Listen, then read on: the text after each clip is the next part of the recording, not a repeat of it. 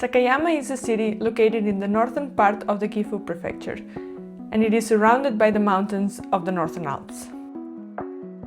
Takayama has a lot to offer, from beautiful temples and nature to really tasty food, as the region is famous for having Hida beef, which is a Wagyu breed raised in the Gifu prefecture, so yakiniku is a must. Plus, its cultural heritage is really rich, being known for having one of the top 3 most beautiful festivals in Japan. And according to Japan's Guide website, it ranks as a prime candidate amongst travelers wishing to add a rural element into their itineraries. And in this video, I will run you through why Takayama deserves a place in your next trip to Japan.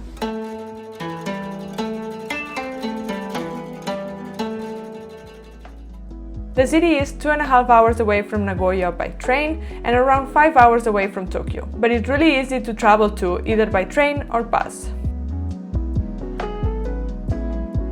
Takayama is famous for its well-preserved streets dating back from the Edo period, when the city thrived as a wealthy merchant town. And you can definitely feel that while you're wandering the streets. They're full of shops, restaurants, and sake breweries, and you can really get lost in them.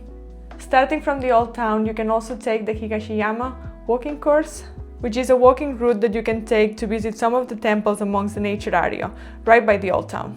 We actually tried that without even knowing, because we saw there were a lot of temples up in the mountain. And even though we made it all the way to the nature, we saw a lot of bear signs, so we kind of chickened out, or more like I chickened out. Just a few casual warning signs before going into the park. A lot of them. Bear attention. Bear alert. Beware of bears. So I decided not to go ahead and just walk the streets instead. So we took a slow-paced walk down the streets back into a different area of the city. But the forest looked absolutely stunning. It was November and the autumn foliage was at its peak, so it was like all orange and beautiful. One pretty mountain with the pretty red leaves. Aside from the temples that you can see while doing the walking course, there's also Takayama Jinya. Not sure I pronounced that correctly. But the building was a government office during the Edo period. The building was in official use until 1969, and it now serves as a museum that showcases the history and culture of the region. There's many rooms that you can visit inside, including the courtrooms, interrogation rooms, and some nicely maintained tatami rooms. The museum also has a beautiful garden that we could see from the inside when we were visiting, and as I said, because it was peak autumn foliage, it was also beautiful colors, and you can just sit there and enjoy the views.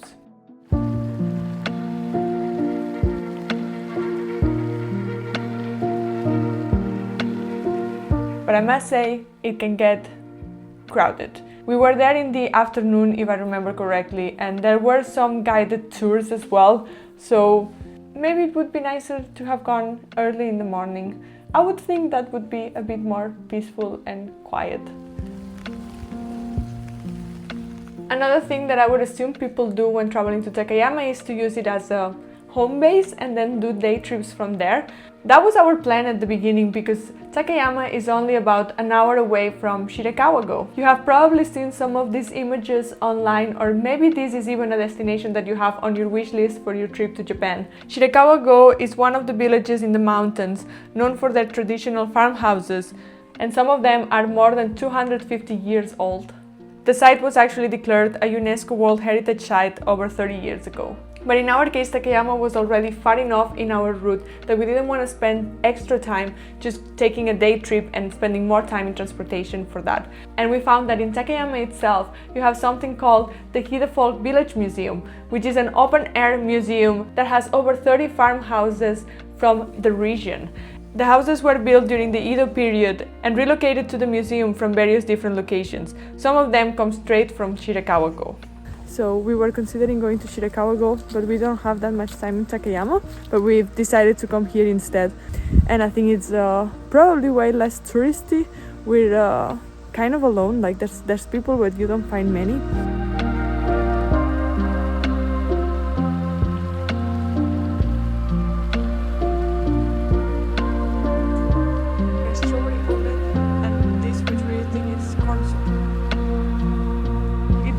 Like corn soup.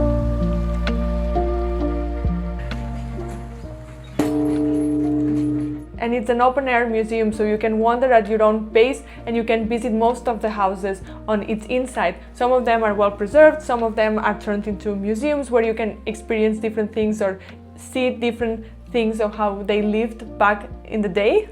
I remember one of them showcased the silk textile process, how they would do it with images, and you would be at the attic of the house, which is kind of crazy because there was only like a little path where you could walk in because they're obviously very old houses, so you need to be very careful and help preserve them. Stairs. She was like, do not get out of the path. Okay, do not remember, I'm gonna insert a clip here of how this house looks from the outside. And just bear in mind, we're in there. So being inside the house where you could see through the side of the roof, I thought that was amazing to experience. And there was even this little path that led to a little house where they were actually doing woodworking. Like there was a guy making these like small figurines, and like it was just super cozy because they had like a whole window and you could just see how he was working. I thought it was really nice. And the coolest part as well was that they had these like fireplaces going all the time. It was mostly like just smoking, and apparently that helps preserve the structures of the wooden houses. All the little houses that you can come in and visit have like a little fireplace, and it's not full on, but it has the smoke and it smells so good. So that was really cool, and you ended up smelling like barbecue, but I think that's part of the whole experience, and like it was very immersive, and I honestly could not recommend enough. There was even a section at the entrance where you could just try to play with some old games that they used to play with. There was also an area where you could dress up and take a photo. And there was also like stamps that you could collect throughout the whole experience. Just came out of the Hida village. It was actually really nice. We spent like maybe 3 hours. Yeah, I think so. Near the museum there's also the Crafts Experience Center. In our case we sadly didn't have time to visit that, even though I would have loved to. There's only this store and the craft center here, so we're just gonna go check the store. But in the center they have lots of activities and workshops you can take, like making your own Sarubobo doll, which we found out are these like dolls that you see all around the region. They're used in many places, like in cookies, packaging, dolls at the temple, like they were everywhere. And I found out that it's like a typical doll from the region that if I remember correctly, that mothers would give their daughters. Yeah, I don't remember, I'm assuming it was for good luck or a good future. I'm gonna place it here, the exact description, but I thought it was a really cute thing specific from the region. So Aida now needs to pet the statue on this part of its body that you want good luck for your ears to be warm. If I had known at the time, I would have loved to make my own little doll to take home. But just checking their website, they have many workshops you can take, and I think that's a super cool experience as well.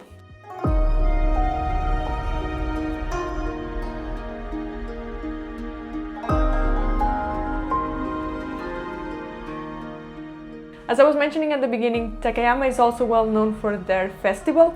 The one in spring is held in April and the one in autumn is held in October. So if you're traveling to Japan in those dates, definitely check it out.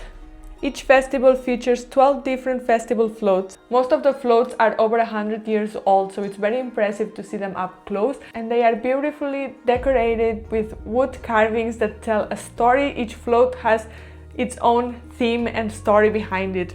But don't worry, because if you cannot make it to the festival, there's still ways to enjoy it.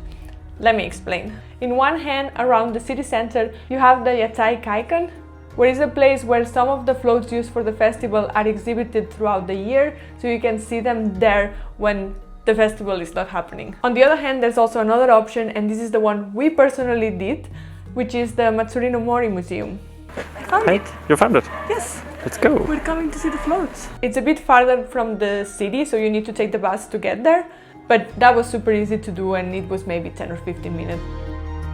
The Matsuri no Mori Museum is built inside a mountain, being one of Japan's first underground structure, and it's the home of replicas from the museum floats. There are maybe around 10 floats. When you walk in, it definitely looks a bit old, but you walk in and you have this big drum, which is one of Japan's biggest drums, and you can actually like just like yeah, make it drum.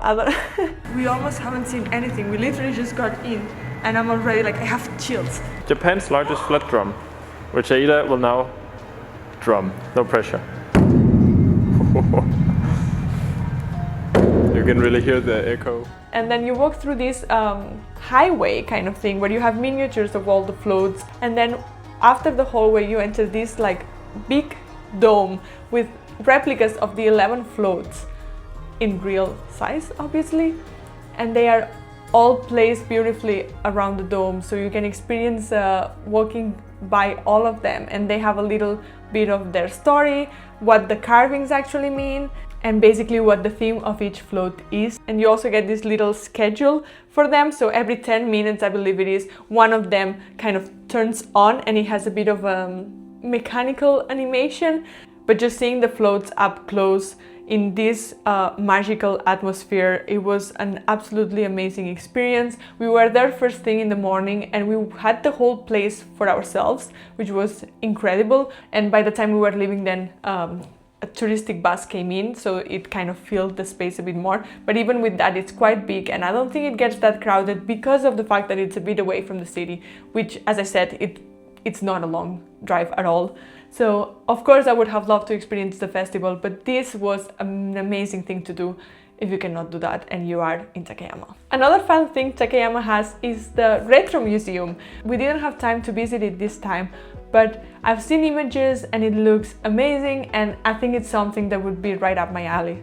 Of course, if you're not into nostalgic or old things, it might not be your cup of tea, but I think that the photo opportunity and just the atmosphere, the colors, like everything just looks amazing and it really calls my attention. So definitely check it out if you're in Takayama and you're into it. There's the retro museum here, and we're heading to another temple. Now I would really like to briefly talk about food, because of course there's a lot of amazing food you can try all over Japan.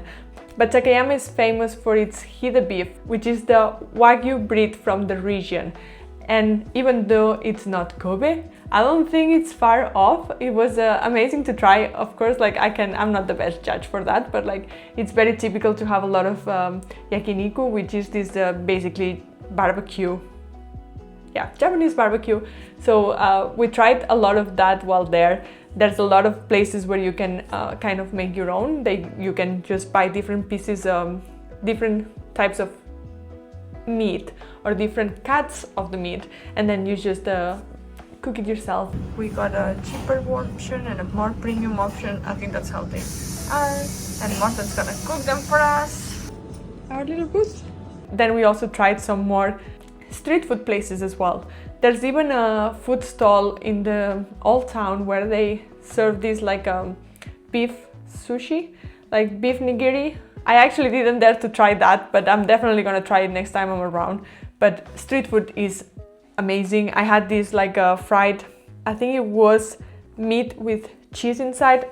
I don't know, it was amazing as well. They also have a lot of things with honey, and something that's quite popular, or like it's a tradition there. There's a lot of sake breweries, so you can have a lot of sake tastings as well. In the main street there's few spots, if I remember correctly, and we tried one where you just bought your own little shot glass, and then there was a fridge and you could freely try all of the sake types that they had, and that was a super fun experience. We did it early in the morning. That was not the best idea, but it was still a really fun experience to try. And like we realized we're not huge fans of sake, but we still tried a lot of like the most fruity, dry, and yeah, different types of sake. We're not that much into it, but like I still think it's a really nice thing to do. Yeah. But still, really recommend that as well. And speaking about street food, Takayama also has two morning markets. There's one by Takayama Jinya that I was telling you about, and then there's another one, it's by the river, and it's called Miyagawa Morning Market. And that's the one we visited because we didn't have time for both. Again, Takayama has so much to offer that even the 3 days we were there were not enough. The sun is coming out now and we are heading to the morning market. The morning market is open, I believe, every day from 7 to 12. And all the stores have their stalls out on the street. You can buy and try a lot of food, which was amazing. There's also some second-hand stores, basically a bit of everything. But of course, what I love is food, so that's why this fits into the food category for me. And I also bought a lot of things to take home, like miso paste, and like I think that it's also very season food. So up in the mountains we had a lot of chestnut flavored food in general, like sweets, pastries, like anything with chestnuts on it, which was amazing because I love chestnuts, so I took some of those kind of souvenirs as well. We're going to the same coffee shop one last time. For the third time, because there's one more coffee I need to try, which is a chestnut latte. No other coffee shops in the city. But it's a chestnut latte. I have to try that. We also tried this plum wine when we were at the Ryokan, which I'm going to talk about in a second, and I found some there as well that I bought to take home with me. This is so good. Is that Plum wine.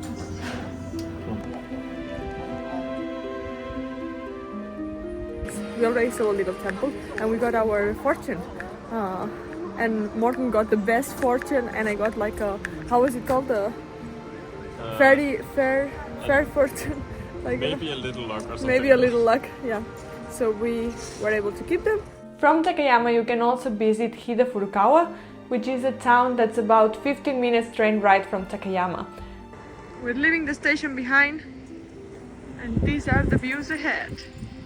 The atmosphere is very similar to Takayama's, but it's smaller and quieter. The old town is also well preserved and has this rustic traditional feel to it, with the peculiarity that there is a small canal that's crossing the city, and you can see it in the main streets right by the sidewalk with a lot of koi fish that swim in it as well. We traveled as the season turned to winter, so it was very quiet and most of the things were closed, so we really felt like we had the place to ourselves. We managed to explore many of the temples that were all within walking distance from each other and also from the station.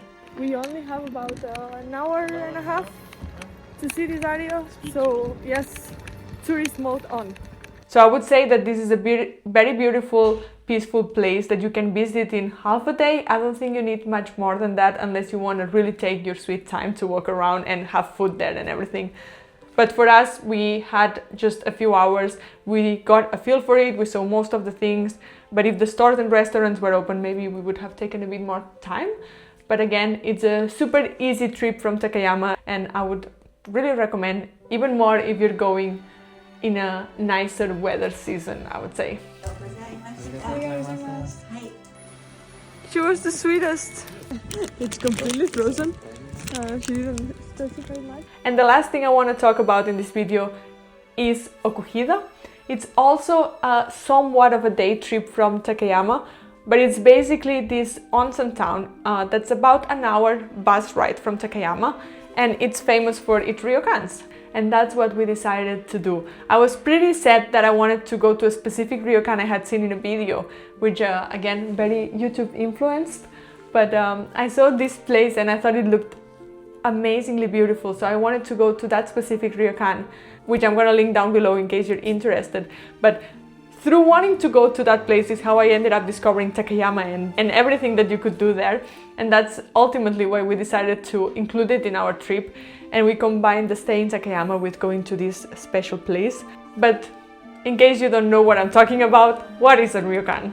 A ryokan is a Japanese-style inn that offers more than just a place to sleep. It gives you the opportunity to live a traditional experience, sleeping at a tatami room with futon beds.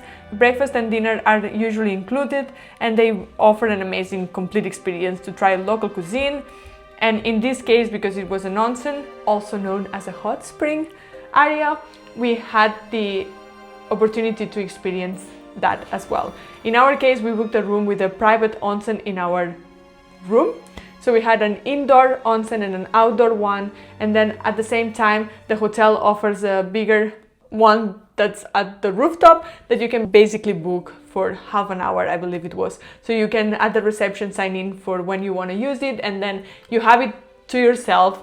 And honestly, I cannot say anything wrong about our stay at the Ryokan. It was absolutely amazing treatment. It was not a big place, so it was a very selected guests, if that makes sense. I don't think we were more than maybe 6 or 8 rooms, or that's at least how it felt at the restaurant as well. And in the morning we also had breakfast included, and breakfast was so many dishes. It was amazing. I love a warm, salty breakfast, and this was next level. We had at least 40 or 50 bowls of different things, and then at 10 we did the checkout and we took the bus back to Takayama. So we went there basically for the experience. I would absolutely recommend if you have the time to do something like that. Again, there's many ryokans in the area, and it's just like an amazing experience. We had our own hot bath outside in our little terrace looking at the mountains, which I have to say also that's not seen on the photos, but there's a main road going by the hotel. I mean, it's not very busy, but like it's not what I expected. Even with that, who cares? It was amazing. It doesn't look like it looks inside, and we were, I guess, right there in that corner. This bus, like I think it just comes to this Onsen Town, and there's pretty much nothing else than a couple of hotels. I'm pretty sure no one lives here. There's also other things that I have found out that I didn't know by the time, but that I also think that are quite interesting, and if you're into it, it deserves like a little Google search. So I'm gonna pop them up here, and also some day trips that you could also take from Takayama, like cities and areas that are around Takayama that could be a day trip or like could be included in your route. I'm also gonna be popping them up in the screen. Again, all the information from everything I've been talking about is going to be linked in the description of this video. I am also planning on doing a Japan 101 type of video. I have a lot of friends that have been asking me questions about Japan in general. Friends that are going to Japan that are like, how do I even start? Like, how do I plan this? Which city should I include? How many days should I go? And also friends that are like, okay, I'm not that nerdy. I'm not into the Akihabara type of place.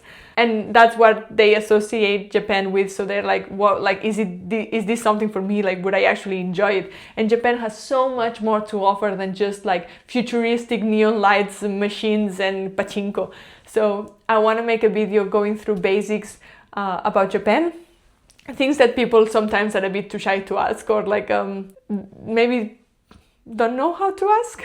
Honestly, anything you can think of. If you have any questions about Japan, please leave them down below. I'm really looking for those like basic questions, frequently asked questions, if you may, about Japan, so I can make a series of videos about it. I already have a lot of thoughts on what I want to cover, but like any questions are welcomed, and I will see you on the next one.